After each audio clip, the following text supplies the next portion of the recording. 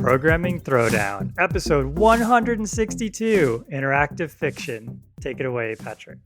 I feel a little bit bad that we're doing interactive fiction in a non-interactive format. So we should release this episode as an interactive Well, it's interactive fiction. if you email us, programmingthrowdown@gmail.com. Very good. This is spoken from someone who participates in social media. All right. My opening topic is picking game difficulty settings. Jason and I were warming up in the green room, although it's neither green nor room. But we were warming up before the podcast and we were talking about video games. There's some new video games coming out. People are really stoked for them. I was asking him if he was into it. He's like, oh, yeah. I was like, oh, man, I can't get into them. Specifically, there's a new Bethesda game, previously makers of Fallout, and I just can't get into Fallout games. I know I want to. People tell me I should, and Jason gave me the revelation of like, you got to set the difficulty setting correctly. And then I realized I think I have this thing where I just, you start the game and it gives you your difficulty settings and it's like, story mode, easy, normal, whatever. And I read the subtext. I'm like, I should go for normal. But I think I just need to realize I'm not a normal gamer. And I just need to lower the difficulty settings. I guess this was ingrained in me when games didn't have difficulty settings. When you open Super Mario Bros., there's no like, what mode would you like to play on? You just played on the difficulty setting. Well, yeah, because of that, it became a benchmark for your talent. It's like, have you seen World 7? No, you haven't, Only because of the flute. Yeah, that's right, the flute. But you're right, that's the temptation, is to say, like, it's basically, the game starts by asking you, are you smart or not? And you're kind of like, oh, no, yeah, I'm smart. No, I mean, this is the worst way of looking at it, right? Oh, It's like you come into it and say, well, yeah, I'm a smart guy. Yeah, I mean, I should clearly play this game on hard. But no, that's not the right way of thinking about it. So on this topic, I learned about a new world briefly that I've never played. And so I've never been an esports gamer other than like the 3 times I tried logging on to some multiplayer game and heard people significantly younger than me coming over the audio channels complaining about how bad I was and then getting booted within minutes of joining a server because I didn't know what to do. And I just persevered. Which game was this? I don't want to fess up. But I did read an article briefly, which was fascinating. It definitely wasn't a real life game because that would, okay. Anyways, Diablo 4, there was live streamers in a race to sort of like max their character levels, be the first to like complete the game. And I guess the hardest setting in Diablo 4, I'm not super familiar, is you have permadeath. So if your character dies, that's it. Like it wipes it from the game. Oh, wow. And so if you cannot die even once while leveling up your character, getting to the hardest thing, completing the game, going through these dungeons, whatever, can you imagine you have an internet hiccup or something? It's devastating. So this is what happened. So the person, I guess, you're teeing it up very nicely. Something about, and I don't, this is where it starts to fall apart. I didn't care enough to read deeply. So I guess like the first 100 people to like beat it in this certain mode were going to be like carved into a statue in the headquarters of Blizzard, I think, makes Diablo 4. Yep, that's right. And so they were going to like engrave their names on a statue or whatever. And one of the things I didn't realize is exactly this. So the way the sort of like top runner, the front runner, ended up dying is he had a brief internet glitch. He or she, actually don't know. They had a brief internet glitch. And so in order to prevent people disconnecting when they got into a fight above their level, they instituted exactly what Jason alluded to. If you have an internet hiccup, not that your character, they will kill your character. Not that your character could die in the game, but they will actually just kill it because they think you're trying to cheat, basically. Well, like intentionally? Yes. Oh, no. So it's like an anti-cheat measure. And so this is what happened. The person had an internet hiccup, and their front-running character they had spent many hours doing, anyways, bit the dust. Oh, and so man, unbelievable. Hundreds of hours, dozens of hours. Yeah, it was brutal. I mean, why is that any better than just letting your character stand there and get hit by the enemies? I mean, it seems like at least that way you have a chance of coming back. To reconnect? Right? Yeah, I'm not sure. I mean, it's also a new game. So something about the game, maybe disconnecting, like there's some technical thing, but that is wild. Can you imagine you go into work and the first thing you see is a giant statue with 10 usernames from the internet. But yeah, that's oh yeah. So the difficulty. So I went into it when I was younger, thinking, yeah, the difficulty is really like an IQ test type thing. And I remember I played Sim Earth on the Super Nintendo in like the year like 1989 or something, or whenever it came out, 91 or something. And I remember they said, "Oh, if you can beat the modern era level in Sim Earth on hard, then you're good enough to be like actually president, like literally president."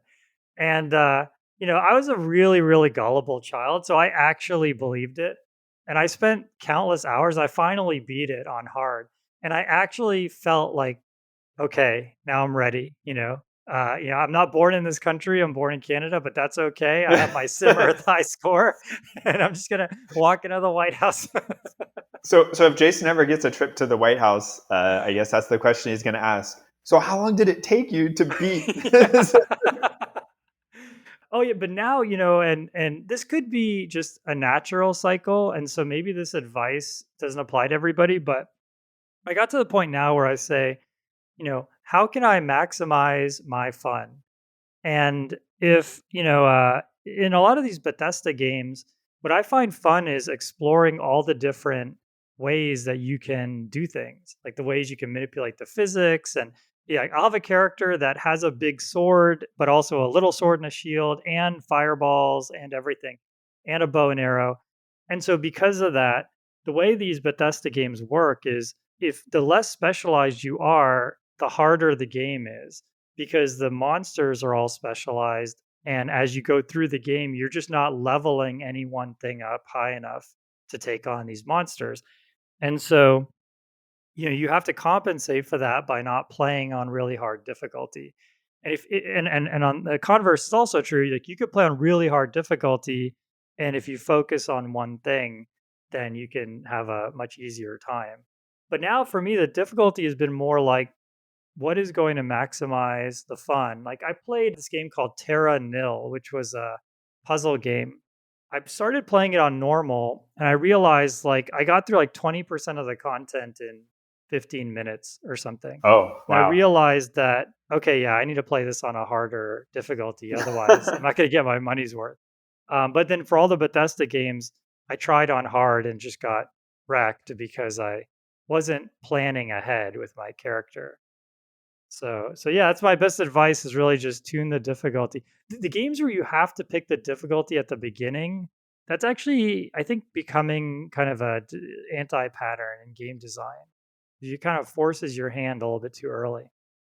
Yeah, I could believe that. I think there's also the equivalent, I guess, would be where do you find yourself if you play Minecraft? I guess it's ubiquitous enough. Like whether you allow yourself to go into creative to kind of give yourself a little bit of a head start so you can play survival mode enjoyably, or are you like, no, staunchly like I can only use diamond materials that I actually mined from the bottom of the earth, like Yeah. they're like who's to say one is right and one is wrong? Like Yep. I think it's the balance between like enjoying yourself in the moment versus having the satisfaction, at the end. And so you're kind of trading off one for the other. Well, cool. I'm going to move into my first news article, and that Yeah. is, this is. I got to caveat this. This is a supposedly internal memo at Google to Googlers about them having no AI moat, but neither does OpenAI. We've kind of referenced this before, but I'm putting this link in here, and it's just one particular analysis of this. But basically, the upshot being here that a lot of people believe we're at sort of a pivot point for AI and these models, and there's sort of this race to get them all implemented and be first mover because in many cases, historically with technology, the sort of like first to market, gets a seat at the market share table, and that's really hard to overcome. And they sort of call this, a moat. So if you think about people making cell phones today, those are moats because the volume at which they do. So we hear about new laptop companies or cell phone companies every so often attempt to enter the market, but they sell so many less units that all the tooling costs. So if you buy an Apple product or a Google product, the unboxing experience, just the cost to like make that box that way, you need to buy, 100,000 units, which if you're a startup, that's really hard to sell that much hardware. And so it's not clear yet for AI if people getting there first are going to have a moat, and what kind of data may be necessary and who has that data. And if you sort of have somebody coming and using your service and essentially giving you feedback and ratings against how you're doing, is that going to first mover advantage going to prove to be a moat? And so this internal article, one, just an interesting analysis, I think, of how the different moving pieces of AI. So there's the data, there's the feedback, there's the training and how you do the training, but there's also having others do optimization on your models for you and in your frameworks and making them run on lower capacity devices. So if we look at, and we've talked about a few of those on the show, but like OpenAI, ChatGPT, but then others are approaching that level with significantly cheaper hardware. So they kind of had to figure it out, but now others can replicate it on a single computer with much more limited data sets. And so this was sort of an internal memo, but I'm just using it as that sort of topic that is interesting to me from a economic standpoint too. I don't know if this will be transformative in the way people are, or whether this is like a sort of false start, local maxima, whatever kind of thing. I don't know yet, but no one knows. And it's kind of interesting to sit there and watch as big companies try to figure it out. Someone was noticing that, as an example, Bing's deployed some OpenAI powered chatbots, but then over time, they've sort of gotten less useful as people have found like jailbreak escapes for like protections that were put in so that they wouldn't be racist or wouldn't be discriminatory or wouldn't be, doing things they wouldn't want to. And people are finding like ways around it. And so they keep limiting and limiting and limiting. It's this sort of interesting exploration of the space as everyone attempts to figure out what matters, what doesn't matter, what economic incentives are there or aren't there, how do we deploy our resources against it. So it's sort of fascinating in an internal look, potentially, hopefully, if that leak is true, but an internal look at how Google is thinking about that problem and orienting itself. Yeah, that makes sense. I read that. I'm not sure if I believe it or not. I do think that, getting customer feedback, turning that into more signal for the model and all of that, you can build a moat there. But yeah, I also am really curious. I think a lot of people sense just an enormous amount of uncertainty. I know I personally have been doing less Googling. For example, I recently decided the whole team is going to go to a baseball game. So we're all going to meet in the same city because we're all spread out all over the country. We're all going to gather in the same city and go to a baseball game.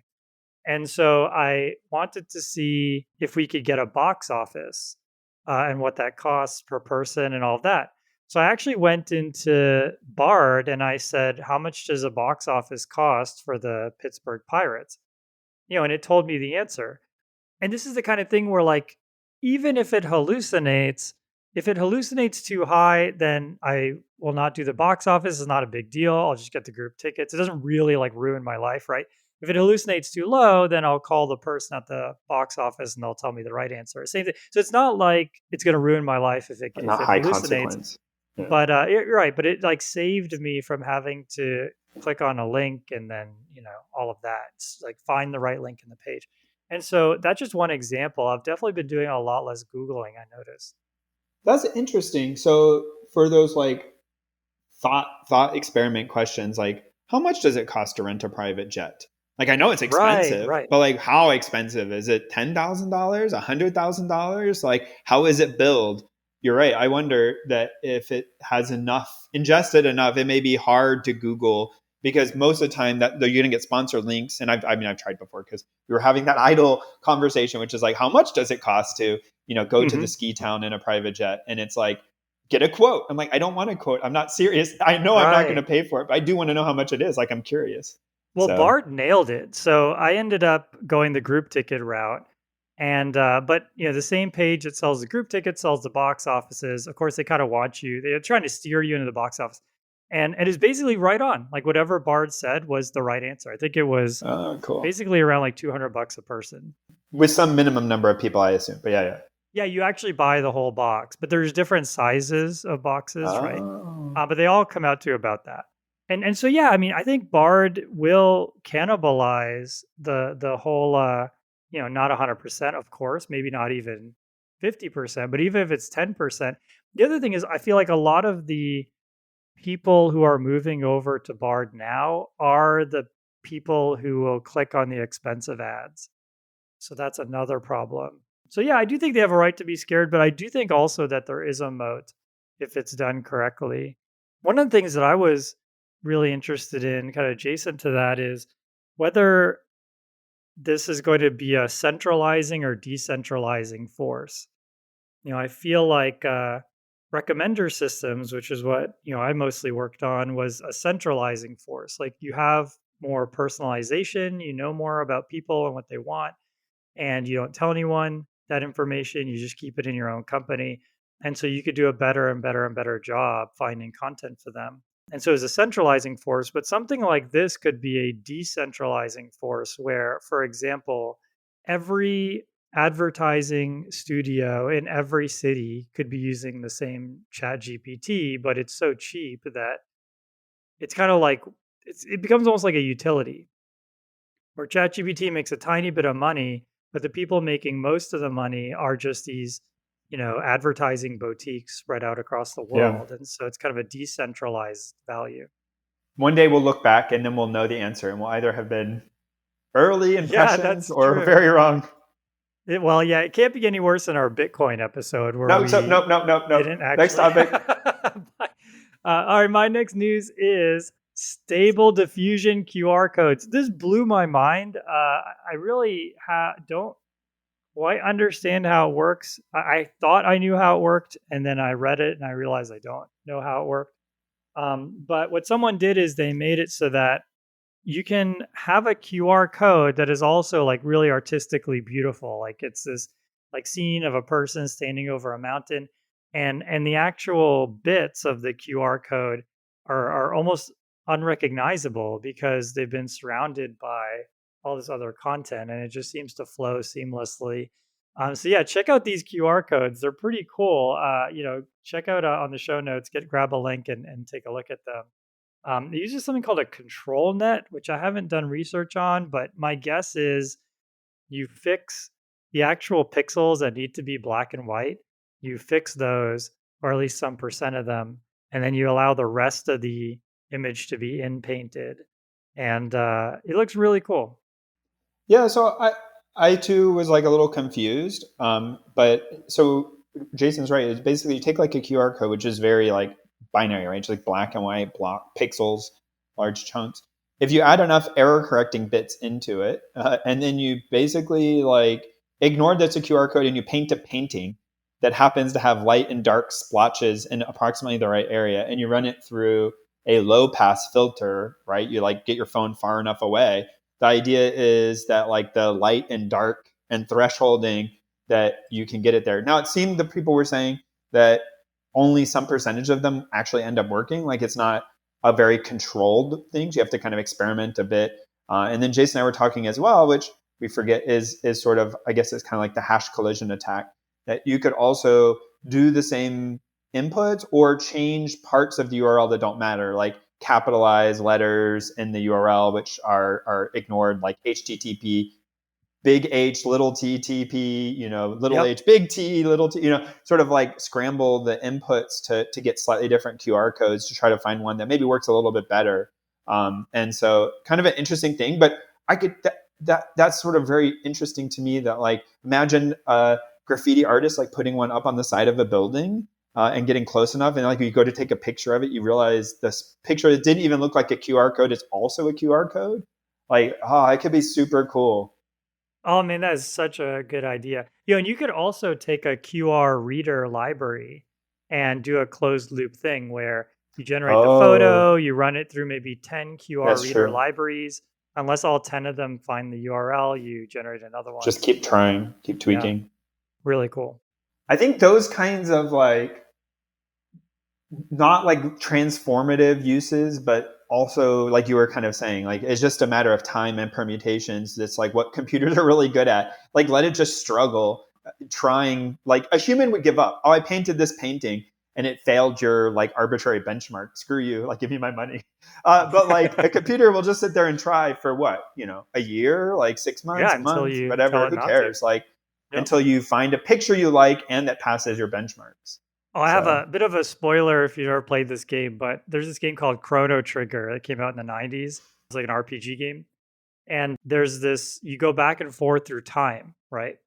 That's the chrono part of the Chrono Trigger. And so there's this one part where I'm going to get this wrong because it's been so long, but basically there's this desert, and the desert, like somehow you feel like you need to like bring life to the desert. I don't remember why, but the way you do it is you have a robot who's like one of the characters in your party, and all the characters have like they're really interesting, dynamic characters. They have good dialogue. And so what you figure out is to take the robot to the desert in the beginning of time and leave him there, and then go to the end of time, and he's like still curating the desert, except now it's like a tropical forest or something, right? And it just blew my mind. It's like, okay, now I realized like that whole, as a child, it kind of like hit me then that, like, okay, I just went forward in time, but the robot experienced like 10,000 years of transformation or something. It's kind of like that. You can just let a computer go and come back to it after it's painted, 10 million images. It's kind of a weird thing. my next topic is I feel like maybe we've had this before, but it came up again, and it's a good one, so I'm doing it again. Anyways, learning to make digital music, which is sort of like beats, I guess. I don't know how Oh, to describe it, electronic music. Anyways, this is learningmusic.ableton.com, which Ableton is a digital audio workstation, a DAW. So this is like one of my like lingering, like I love watching YouTube videos. I try it every so often. I'm terrible at it. But how like teaching the structure of music, right? So you have like the underlying beats, you have a melody, and the web page is just really cool just to like play around yeah, with this because is they have awesome. little snippets of this DAW workflow in there. So, a, a grid pattern where you have 4 bars and then each row, so it kind of looks like a matrix, I guess. Like the top row is a hi-hat, the next row is a clap sound, the next row is a snare drum, the next row is a bass drum. And you're clicking in the squares and sort of programming how the drum track sounds. And then you have vertical bars to represent notes on a music staff, I guess. And then, you're programming the melody, and it's sort of teaching you kind of like the components and the structures. I will say I did do most of it, and it doesn't really teach you like good music. It just teaches you like the structure. So if you had a music in your head, you could like learn how to put it into the computer. But I don't have the music in my Wow. head, so that part's a little bit missing. This But is yeah, definitely check amazing. it out. Yeah, super cool, easy way to play around with. Show kids like it's very, I would say, like an intuitive learning experience. I have the same thing where like I don't understand how they came up with this pattern and why that sounds good. But yeah, I love stuff like this. So if you wanted to make mediocre to bad music, and you're me, this will teach you how to do it. Nice. Yeah, no, this is amazing. You're definitely gonna play with this. Yeah, I think this is great for kids too. Very accessible. You just click on these boxes, and it will add more, like change the sound. Cool. All right, my next topic is GPT for all. There's probably a temporary name because I know OpenAI has been trying to sue anyone who has GPT in their name. Oh, really? How long this lasts. But GPT for all is a desktop application. You install it on your desktop, and it has a list of open source, chat engines. And so you pick an engine or pick multiple engines, and then now you have like a GPT on your desktop, and it's all local. Once you download the engine, you don't have to download anything else. And so I had a bunch of questions. One thing I noticed with the open source ones is you have to kind of cheat a little bit. So instead of just saying like, who built the Eiffel Tower? You actually have to say, question, colon, who built the Eiffel Tower? New line, answer, colon. And if you do that, then it knows. If you don't, then these like language models will just like go off the rails. And we actually talked about this with Hagai in that episode. So if you missed the generative AI large language model episode that we just did, definitely go back and give that one a listen. But this is really, really cool. It runs totally on your desktop. It runs basically real time, like it's generating 1 or 2 words a minute, a second. And I really enjoyed this. I think if we could get it on a phone, that would be even better. I'm sure they're working on it.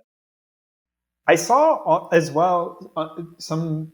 So there's this tool for gluing together a lot of these things called LangChain. Do you know about this? Oh no, I haven't heard of that. Okay. So like somehow it ended up in my like YouTube feed, and I watched like a few videos about it, and I keep getting random like how to make money by generating, various like uh, print on demand Amazon books using AI. Okay.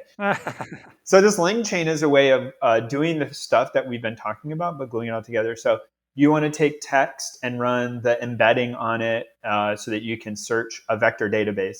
So you want to use OpenAI to do the embedding, put in your token and it'll help you. And now they're actually producing like, I guess we would call them WYSIWYG or like non-coding ways of like just dragging, connecting the boxes together. So if you wanted to like run multiple open source generators and how would you combine them? And so there's little blocks and you're dragging the blocks around.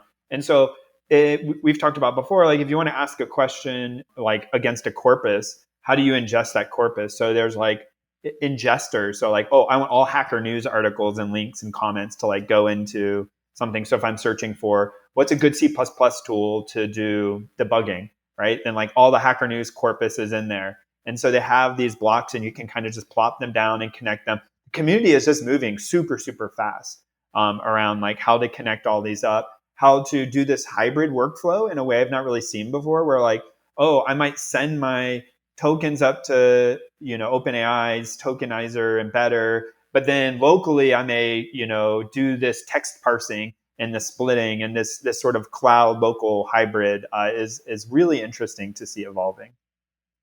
Yeah, totally. I know that there's also been a ton of work on trying to get these models to run on all sorts of different hardware and figuring out what concessions you can make. I was amazed to see the 4-bit quantization. So Whoa. you only have 16 values for each weight in the neural net after you're done training it. And that still works really, really well. So yeah, that blew my mind. Oh, I see this. Oh, I'm going to check this out later now. I would not have assumed you could go that low. Yeah, it's wild. Yeah, I wonder, honestly, I feel like this gets back to the thing we talked about with Hagai, where there's just not enough data to satisfy these huge models. I almost wonder if maybe they could even do the quantization during training, it would be even better. All right, time for book of the show. What's your book of the show, Patrick? Mine is a graphic novel by an author I've recommended probably 75% of the time. But anyways, Brandon Sanderson, and the graphic novel is White Sand. And in this sort of same universe as a lot of his other works. But actually, interestingly, the graphic novel, so I have this, I read the graphic novel, it is good. But I did something which I had not done before, which is I've talked about before doing audiobooks. So audiobooks of a graphic novel, a bit weird. Yeah, sure, I get it. But I did a specific, which is like a visual audiobook. Oh, what is it called? And what it does is instead of just one single narrator, graphic audio, there we go, is sort of like specific group that did this one. Rather than just a single narrator reading or like, two narrators, they have like the sound effects, like, so-and-so was walking across the sand. Okay, I'm doing terrible that's cool. Foley art. That's like the old radio, radio era. Yes. And so they kind of did audiobooks for this novel, and I listened to it with my kids, and it was sort of like a little bit more immersive for them to kind of like hear the, walking across the desert and the wind is swirling, and, you hear the sound of the wind. Some people probably find it really annoying, but also every character has their own voice actor doing it. So not just someone having a slightly different voice, but actually like it's a full cast, does the whole thing. It's really cool. And this is the first time I've listened to it. So the book was good, yes, but also this particular presentation style was pretty legit. I liked it. Now that you mention it, there is no generative AI for sounds yet. Like you can't type in, feet crunching on the ground and get an MP3. But if you could... Get to it, man. Before the podcast comes out, you gotta hurry. But imagine if you did that, then you could take old audiobooks and add sound effects to them. What sound effects would get added to our podcast, Jason? No, I mean snoring. A podcast, it would who knows? It would be maybe we put a laugh track in. Every But time we do our like book of the show, you would get some sort of jingle. yeah, that's right. But no, I think for things that are atmospheric, right? Like Yeah, books that have world building and stuff, that could be really neat. that'd be cool. My book of the show is a total bit of foreshadowing here. It is an interactive fiction book that I wrote. Oh, And so you can go to generativefiction.com and you can play this interactive fiction game, and we'll talk about it in the actual show. But I've always wanted to make one of these. This is how I got into computers. My very first computer, my parents actually were in the classified ads. They had this really nerdy kid, and they didn't know what to do with him. And they were in the classified ads and saw this person was giving away, not giving away, but they were selling a computer. So they contacted this person. It was this old gentleman. He said, sure, And so he actually came over to our house, like actually drove to our house with a Commodore 64, and he set it ah, all up, and he showed me all these games that he had bought over the years and everything. And this one game had a hardcover manual, and I thought that was really interesting.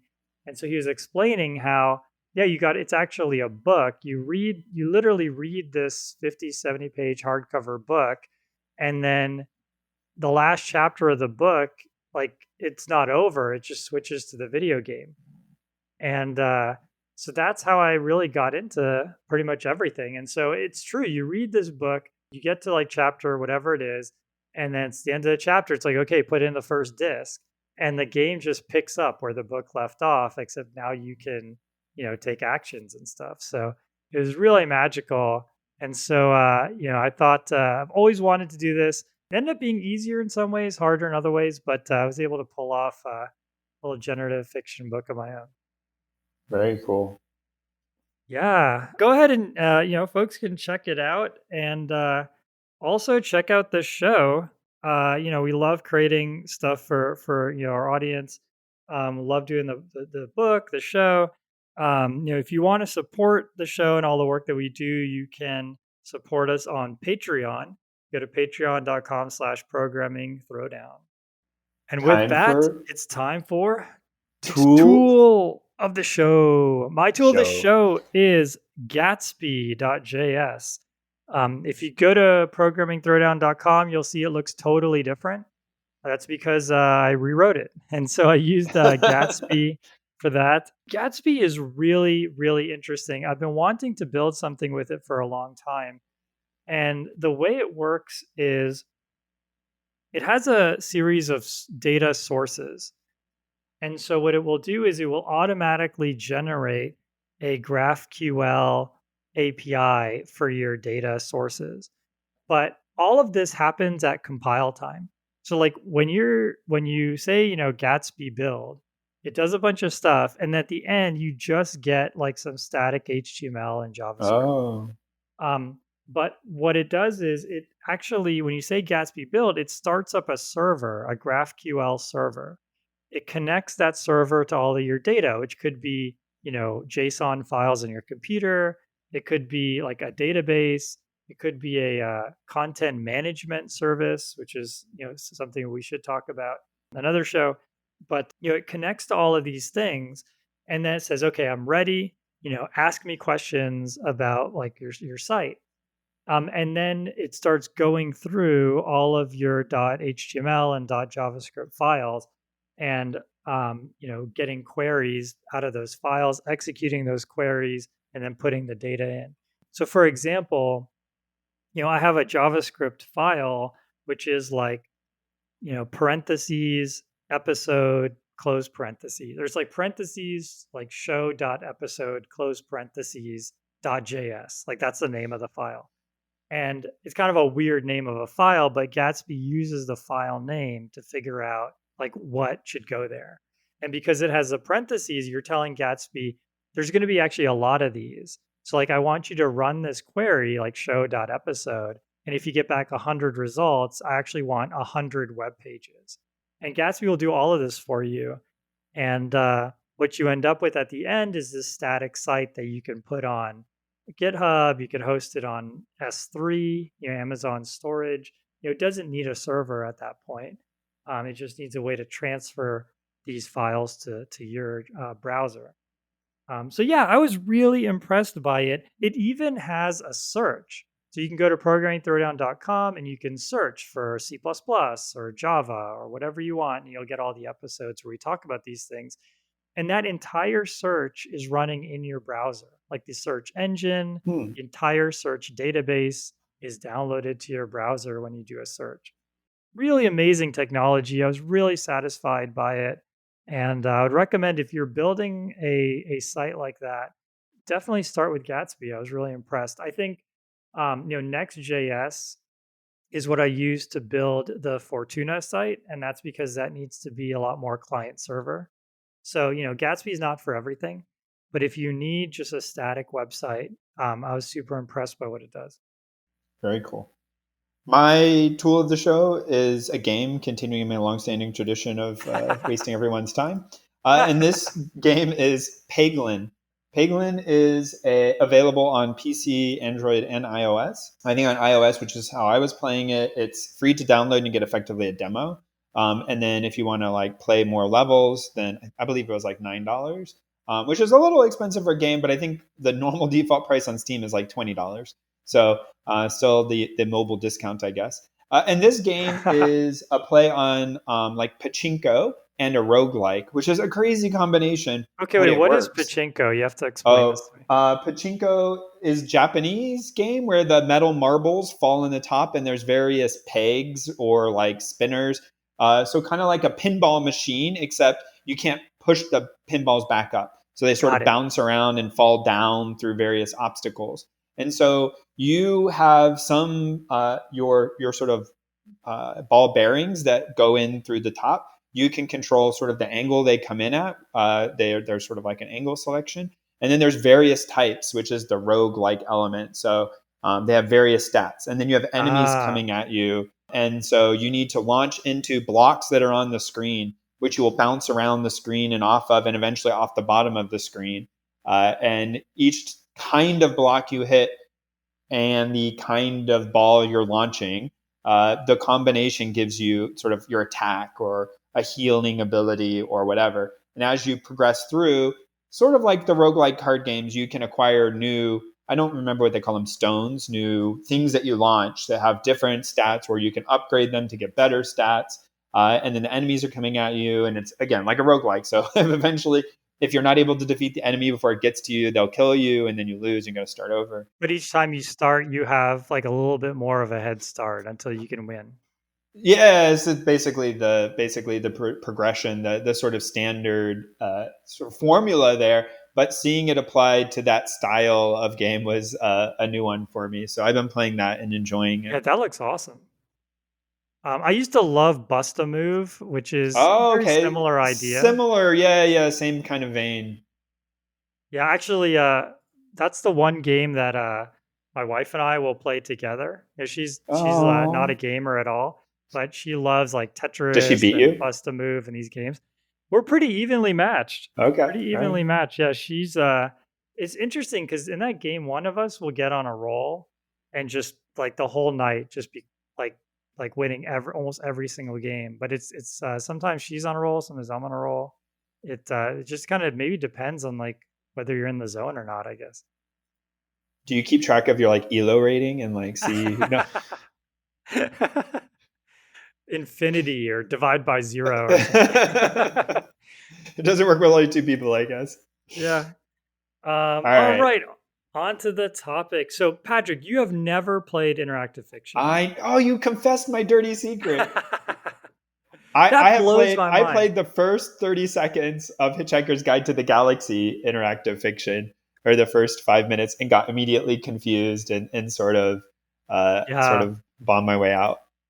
Yeah, that's a really good point. I think a lot of the early interactive fiction, was very frustrating. Like you kind of so there was a lot of bad design patterns in a lot of interactive fiction games. I think they've gotten better over the years, like anything, but they definitely suffered from that.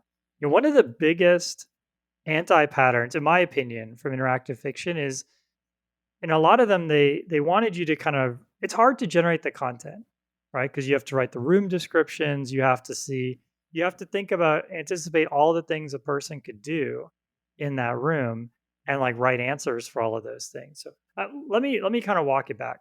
So interactive fiction is basically a text-based game. You write text to kind of, advance the story or have your agent, do things. And in exchange, you get, text feedback. And so, for example, you can type look and you'll get a description of the room. You can type go north or open the door or pick up the torch, and your character will kind of do these things. And so, as you can imagine, this is extremely open ended, right? I mean, think about Minecraft. In Minecraft, you can go left, forward, backwards, right. You have an interact key that does all your interactions, and then you have kill, right? And so that's basically, I mean, I know there's a lot of emergent behavior there, but on the surface, the action space is relatively small. In this case, like you can type anything. Like the game is supposed to let you type just about anything. And even though they try to guide you a certain way, and there's usually a help screen in the beginning that kind of gives you a list of suggested actions and a way to structure your inputs, it's still like extremely wide surface area. And so because of that, generating content is really time consuming and hard on disk space and all of that. And because of that, they would often kill your character and make you start over. And so I don't know, I never played Hitchhiker's Guide, but in a lot of these games, you would, take some actions, you would try something. There was one game called Amnesia, and you wake up, and the first thing you might want to do is walk out of the room. So you type like open door, walk out of the door, and someone just comes and kills you. It's like, okay, yeah, that didn't work. So you start over again. So you realize, okay, I can't just walk out the door. I have to jump out the window or what have you. And you might get further along, and then someone kills you. And you have to start over. I think that the starting over just ruined it for a lot of people. Like that caused a lot of people not to keep playing. Is that what happened to you, Patrick, or was it different? Yeah, I think that's this thing you're saying. It's like maybe I should just like read the strategy guide or something a little bit more, but I try not to not spoil it. But then I don't know. It's like, what are the verbs that I can use? Like, oh, I'm playing Right. some game, like talk. No, you can't talk. There's no one to talk to. Like, okay, well, I don't understand what I'm supposed to do. Like, there's sort of something expected of me, but I'm not sure like what is expected. Or it's sort of like you were describing Minecraft. Like, what is the point? Like, I'm not clear that there's not a like overarching push for me to do a very specific thing.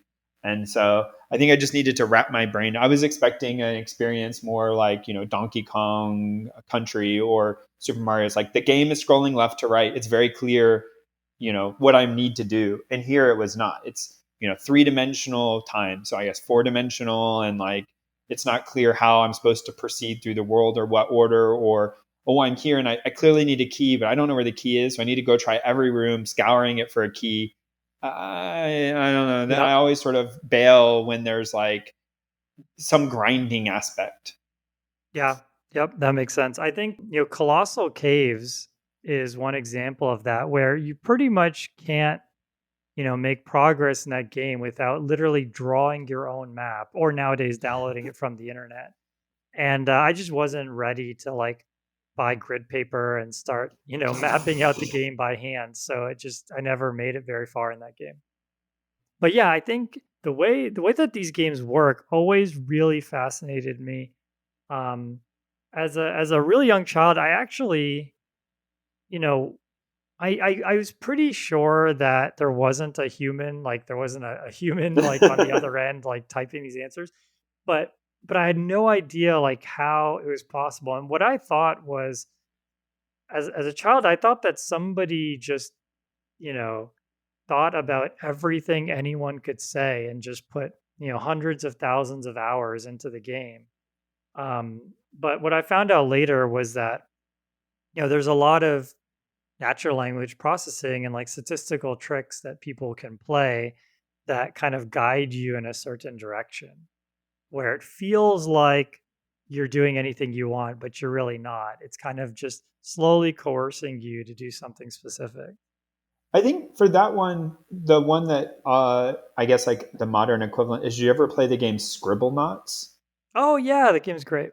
So Scribblenauts a game where you're supposed to like get through a level, but you can just type in words and sort of like summon whatever you're looking for. And so at first it's sort of confusing. Like you can type in a crazy amount of words, but once you sort of like start pushing the limits at it, it turns out like many of the words we have map to sort of like some foundational object. So like Jason's saying, like natural language processing.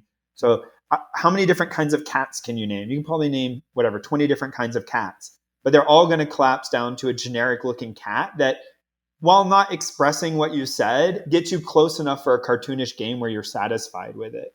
So yeah, you may be able to name 10,000 objects, but in practice, maybe there's only like, a few hundred that the sort of programmer needs to account for, which is still a large number, but much better because, a lot of them are variations on a common theme or have a mapping to each other or just a size difference, right?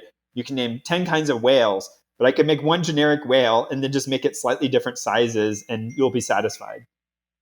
Yep, yeah, exactly. I mean, a couple other things is one is text is extremely tiny.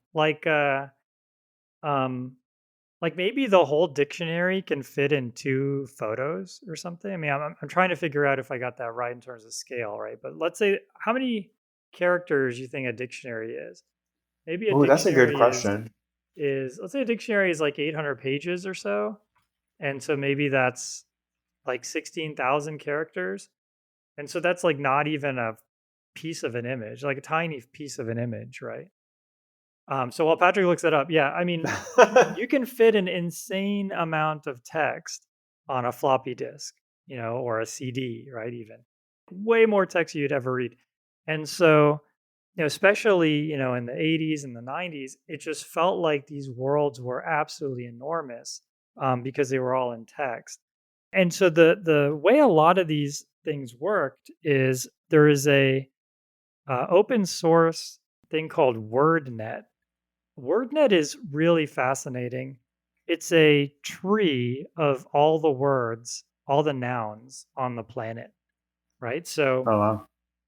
so the root of everything in WordNet is entity. Like literally everything is an entity. And then I think at that point it's either an abstraction or an artifact, I think, is the next level. But basically like you can put in any word you want, narwhal or tiger or couch or anything, and it will be a node. If it's a noun, it will be a node in this tree. And then there's verbnet, which is more or less the same thing for verbs. And so, as Patrick was saying with Scribble Knots, you might in your description in your text adventure, you might say something like, there's a statue of a whale on the table. And the programmer who programs it, they'll look at WordNet and they'll say, okay, a whale is this type of like aquatic animal, which is a fish, which is an animal, which is an entity or whatever. And they might say, okay, I'm just going to pick animal. So if the person says pick up the animal or pick up the whale or even pick up the lion, it'll pick up the statue of the whale because they made it that generic, right? And so the game might tell you there's a statue of a narwhal, but if you say pick up the fish, it'll still pick it up. And so that trickery there is what makes things feel so open ended and magical. Like you can say, go north or walk north or move north or travel north. And without a lot of work, the programmer can make all of those kind of collapse to the same concept. So the Oxford English Dictionary is 350 million characters. So that's It's like 350 megabytes, right? yeah. So what is that in terms of like mega? Is a megapixel the same as a mega? I don't really know how to relate that to images. Oh, dude, we're gonna get in trouble. But But if it's interestingly 350 here, megabytes, it's basically like 100 photos. but WordNet, which we were talking about, is only 16 megabytes. Yeah. So because you don't need to keep like how much of the Oxford English Dictionary is redundant though, right? Like if you were to compress it. Right. So Like these words um, aren't defined in WordNet. They're only defined in the relationship to each other. they're just relationally connected. Yeah. Yeah. So it could actually be even more compact. And that says, I mean, I don't know. It's looked like it started in the 80s and it's not been updated in a few years, about 10 years. But yeah, so it's 16 megabytes. So even if you took a small skim off of, just some fraction of them, you could easily fit this in a sort of game a long time ago. Yeah, exactly. And you could also, in post processing, you could eliminate all the words that didn't actually show up in your game or something like Oh, that. that's true. Yeah. But yeah, so it's a combination of the fact that text is so cheap and some of these foundational technologies being around even in the 80s that made text adventures just really magical. I mean, I remember thinking that I could just say anything and it just mapped it to something that was at least directionally, kind of in line with what I wanted these characters to reply with. And so I remember just really falling in love with these games and playing a ton of them. Yeah, I mean, there was actually a lot of adult content, not like triple X content or anything like that. Oh, Like okay. a lot of these games had like smoking and drinking, or you would get shot or whatever. But fortunately, my parents would just let me buy just about anything. so, so, uh, so yeah, it was pretty wild, but it was a ton of fun, and highly recommend going back. If you were to go back and play Text Adventures now, definitely check out the IFDB Interactive Fiction Database.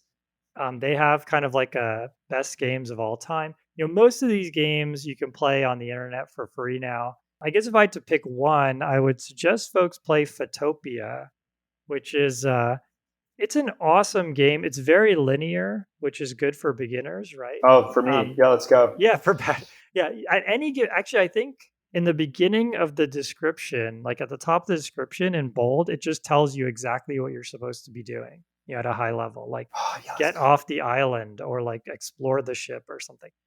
And so it's very linear. It's linear from a gameplay perspective, but you're actually moving around in time. So the story is very interesting. It's an extremely touching story. Like it has an extremely tragic ending that will bring you to tears. It's very heart wrenching story. You Oh, could I beat don't the know. whole thing in like 3 hours, maybe even less. So there's it's not going to be a huge time sink. They have it on the phone and everything. It's like the most popular interactive fiction game, so it Oh, probably wow. has dedicated apps and everything. All right. I'm gonna make it homework to go try this one out, so that way I can Definitely try out say. Photopia. It is deep. And so actually, another shameless plug while we're doing shameless plugs, I created a website, visual-if.com, where I took the game Photopia and I ran it against a really old version of Dolly. This is back when like I was one of very few people who could use Dolly, way before they announced it. Just through connections I had, I rendered a ton of content, but I need to go back and redo it all with the latest Dolly because it would be a million times better. But you can go there, and while you're playing the game, it's rendering photos of the game, which is, I think, something that we should be trying to do with all of these games. So we talked about like reducing the words or using ontologies to kind of like map and understand what you're attempting to do. But I think the other thing that from my reading about a lot of these is sure Jason was talking about like looking up online what the maze is and sort of drawing it out. But I mean, since I don't even know how long, like maze generation has been a form of what I'll call procedural generation that a lot of these games could use. So now if you go to play the game and you have rules for, I need one way in, one way out. I want these kinds of rooms to be done. Then you can write a procedure for generating these on the fly, and then every time you play, it's going to end up being a little bit different. And I think procedural generation is something like we already referenced, sort of Minecraft and others that continues to be very, very popular today, and we'll probably have a whole show to talk about various ways of doing procedural generation. But it's interesting to me to think like when I think about writing a maze generator, which I feel like people get introduced to pretty early when they do computer science, you always think about it in the sort of visual representation. But here you could make a maze with no visual representation. And instead, you're literally text based, sort of attempting to move through the maze. And I guess if you wanted to be arbitrarily brutal with a difficulty setting, you could make a very complicated maze that the person is attempting to get through via description. Right, and with text, it doesn't even have to be Euclidean. Like you could have Oh, non-Euclidean no, no, no. spaces, and trust me, I've seen some painful interactive fiction games Is where, that a thing? Like Portal, like, folded spaces? No, oh no. yeah, I mean, like there's some of these games, and it's not even, it's kind of just bad design. Like for example, you might go east and then go up and then go down, and you kind of think that if you went west, you'd be back where you started, but just the way the game was going down actually also moved you west. So it just there's just all these like weird non-Euclidean things to a lot of these games. Yeah, one-way doors and everything. So it can get pretty gnarly, and that's where playtesting. You can't get away from playtesting, especially with text-based games. But yeah, I think the procedural, like actually, Amnesia is a good example where, eventually you will find a way to leave your hotel without getting shot. You already So, told us. You already spoiled it. yeah, yeah. Spoiler: you won't get shot in the first 5 minutes, but it takes you like for an hour to figure it out. Like you have to. There's one point in the game where yeah, you walk out, you get shot, and it's like okay, I figured out how to not get shot. Oh, but I forgot to put clothes on, and they didn't tell me until it's too late, and so now I get arrested for being naked, and then the game's over. So Of it was course. it was a mess as far as game design is concerned. But if you could make it out onto the streets, and you're in Manhattan, if you could make it out onto the streets of Manhattan safely, you literally had literally all of Manhattan, and like all the most popular buildings were on the right street, and you could go to any street, and the streets connected the same way they do in Manhattan. And they'd put the entire city there on a floppy disk, which was just absolutely remarkable. And as you said, I think it was almost all the descriptions were kind of like pieced together on the fly. Like there wasn't a fixed description of every intersection. It was all just composed of a bunch of facts that they joined together on demand. I feel like there's always a relationship between interactive fiction and then I've never done them, but tabletop RPGs, where like, Yeah. the dungeon master sort of has a description of the dungeon and you're moving through it, which is cool. But the thing that has always fascinated me is some of them it becomes like a cooperative storytelling. Like we are collaboratively deciding what, and you can like you're kind of saying almost do anything you want. Like I want to get in an airplane and go to Hawaii and just take a vacation for a week. Okay, well, what does that do to the world, right? And rather than Yep. a pre-canned, you got to do it my way, it's there's not even necessarily a clear destination. I've never been able to kind of like play a game like that, but I always thought it would be really cool to kind of like get into this storytelling mode where it's not a protagonist antagonist relationship. It's just sort of like I'm choosing to do something and then you're riffing off of the thing. So it's a very improv style. And I feel like interactive fiction attempts to kind of get a part of the way there. And with some of these tools we've been talking about, like procedural generation and AI, it feels like you could ultimately get to this where like the game could just be whatever you want. You just one game, and the game is just whatever you want it to be, whatever play style you're playing, and maybe there's some still game elements to make it a game, but it even maybe loses that distinction a bit because you're just fishing off the coast of Bermuda for reasons, and you have a whole career as a fisherman now, and it becomes a fishing simulator, and someone else is playing something completely different. Yeah, I also never played tabletop, but I've heard just fantastic stories from friends who have played it. The one that comes to mind, someone said that they were trapped in like a jungle, and they were surrounded by lions or monsters or something. And someone had figured out that he could cast his icicle spell on a tree, and instead of trying to like injure someone with the icicle spell, which is what the game is designed around, instead they just cast it on a tree, hit the tree with an icicle, and then put a bucket under the icicle so that they all could drink so that they could survive in the wilderness. It's like that kind of like, just human ingenuity. It's I think that's why it requires a human dungeon master. But maybe again with all this generative AI, maybe there's something that people could do there, like that programmers could do there. I feel like we're getting into some description of a metaverse. I feel like there's a side rabbit trail here, but I think we'll just leave that one aside for now. Yeah, it's so true. Yeah, that's it's wild. But I think definitely take some time to check out IFTB and check out Photopia. If you want to make an interactive fiction, there's a bunch of tools to help you do it. In the case of the Fortuna, the thing that I talked about in the tool of the show, I wanted to integrate ChatGPT, and so I had to basically write the parser by hand. That took a lot of time. I mean, I have a background in AI and all of that, so it was not too bad, but I wouldn't really recommend that to folks. There are a bunch of amazing tools out there for generating text-based games. One of the most common is called Inform. So Inform was, I believe, it was the tool that one of these companies that made a ton of these games used Inform, and then eventually Inform became a tool that you could buy, and then it became a tool that you could use for free. And then now I think it's even open source. But Inform is really interesting. You actually create the game. The source code of your game is English. So Oh. your game source code is like, there is a room, here's the description of the room, there's a torch in the room, you can pick up the torch, there's a chest in the room, the chest is openable, the chest has its own inventory. Like you literally say literally those words, and then that's the source code of the game. And so that by itself, I mean, maybe that deserves a whole show on like it's like prose source code. But that's fascinating. It's worth trying to make a game and Inform just because of the whole experience there.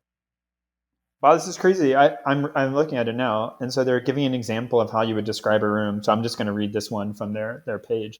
East of the garden is the gazebo. Above is the treehouse. A billiards table is in the gazebo. On it is a trophy cup. A starting pistol is in the cup. In the treehouse is a container called a cardboard box. That's crazy that, like, yeah, it's almost like you're writing how you would play an interactive fiction game to make an interactive fiction game.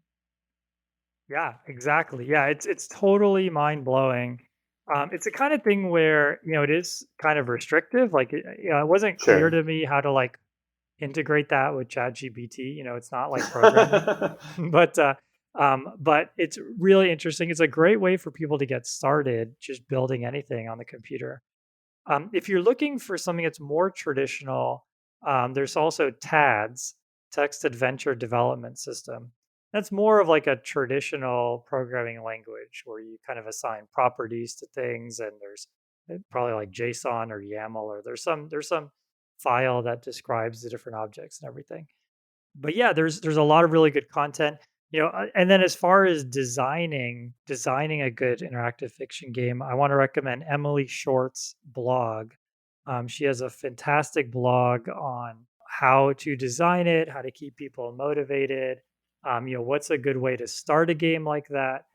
So like Amnesia is an example of a bad way to start a game because it's like open the door, you died. So you need to kind of start with something that's very guided where people, you kind of give all the right hints for someone to do X and they do X and you pat them on the head and say, good job, right? Just to make sure people could do the basic concepts and then start moving into trying to assemble intuition so that if you're following things right and if you're observant, you could go through the whole game without dying. And when you die, you find out, okay, I actually should have seen that coming. And so, she and other game designers are really good at kind of explaining how to do that properly. So yeah, a bunch of great resources. Highly recommend people give it a shot. It's really fun. And I think, this is an area that's ripe for generative AI. I mean, I took a crack at it with my thing, but I think in general, having this sort of generative AI that can sort of weave itself into the story is something that is going to profoundly change these text-based games. Like, I think it might even bring a second life to them. But if not, at least it's going to be extremely transformative to them. Because, for example, you might say, oh, the bricks are really mossy when you're writing the description of some cave, and you're just, filling in content. You don't really want the player to care a lot about the bricks. You're just, continuing to build the atmosphere. World building. Yeah. World building, that's right.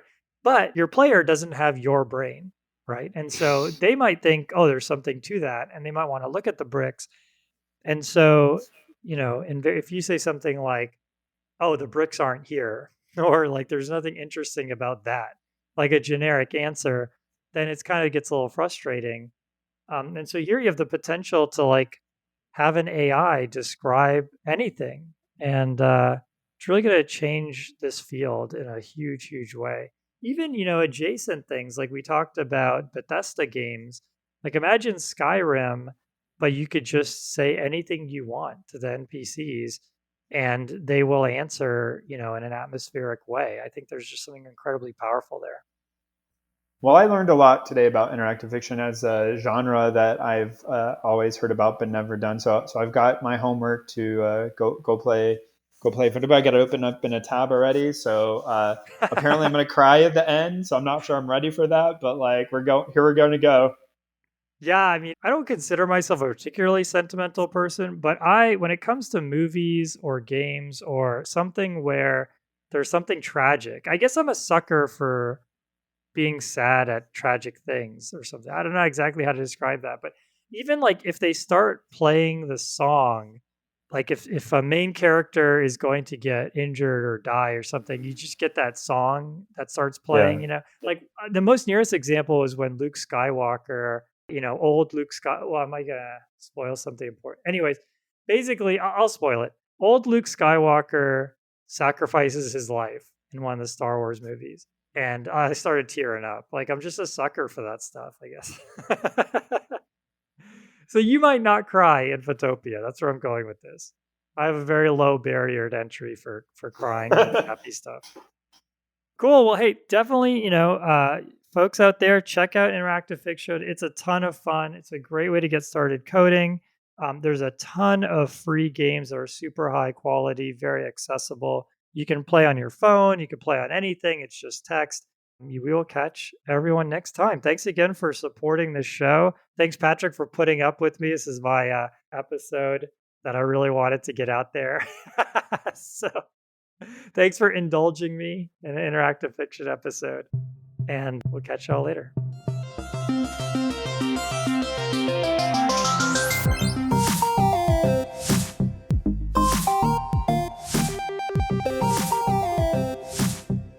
Music by Eric Barndollar.